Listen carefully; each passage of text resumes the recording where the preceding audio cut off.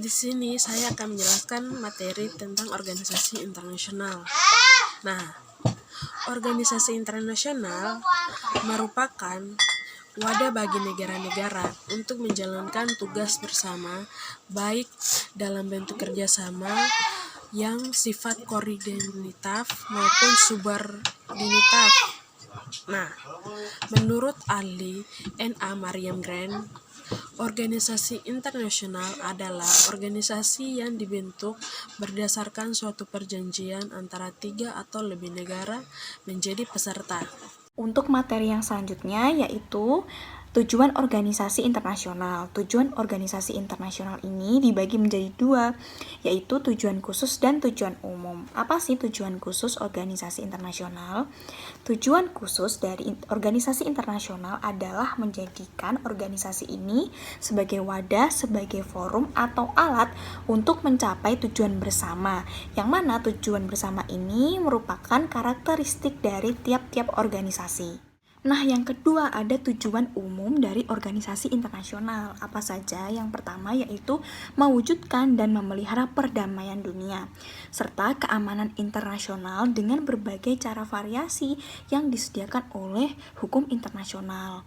Mewujudkan dan memelihara perdamaian dunia ini dimaksudkan agar terjalinnya hubungan baik antar negara-negara yang satu dengan yang lain dalam menjalin organisasi internasional. Nah, yang kedua yaitu mengatur serta meningkatkan kesejahteraan dunia maupun negara anggota melalui berbagai cara yang dipilih dan sesuai dengan organisasi internasional yang bersangkutan.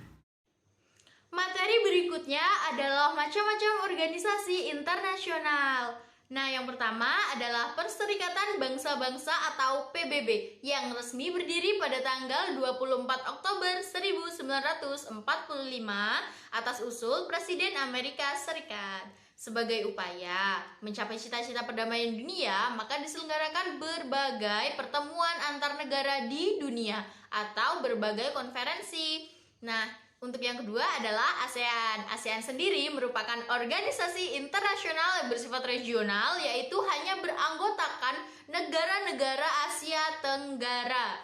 ASEAN sendiri lahir pada tanggal 8 Agustus 1967. Yang ketiga adalah Konferensi Asia, Afrika, dan GNB. Nah, konferensi ini merupakan pertemuan politik pertama kepala negara di Asia dan Afrika yang diselenggarakan di Bandung pada tanggal 18 sampai 25 April 1955. Macam organisasi internasional. Nah, organisasi internasional dibagi menjadi 3 bagian, yaitu organisasi internasional antara pemerintah, yaitu PBB, ASEAN, SARC, OAU 6. Yang kedua, organisasi internasional non-pemerintah, organisasi di bidang olahraga, sosial, keagamaan, dan kebudayaan, dan kesenian. Organisasi internasional global, PBB, UNO, OKI, atau biasa disebut Organization of Islam, Conference OI, GNB, atau biasa disebut The Non-Aligned November GNB. Nah, kembali lagi dengan saya. Kali ini saya akan menjelaskan tentang kedudukan hukum organisasi internasional. Bagaimana kedudukan hukum organisasi internasional itu?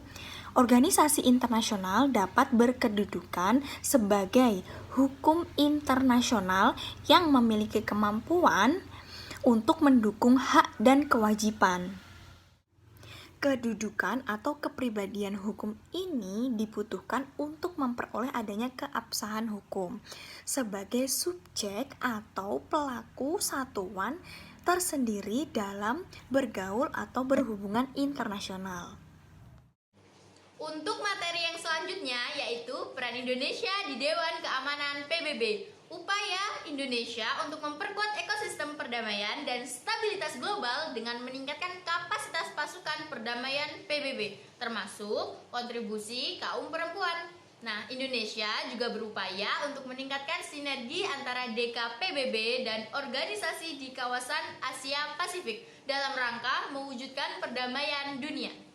Indonesia akan senantiasa mendorong kemitraan global agar tercapai sinergi penciptaan perdamaian dan kegiatan pembangunan berkelanjutan, khususnya pada agenda Sustainable Development Goals untuk PBB 2030. Nah, Indonesia akan mendorong terbentuknya pendekatan komprehensif global untuk memerangi terorisme, radikalisme, dan ekstremisme.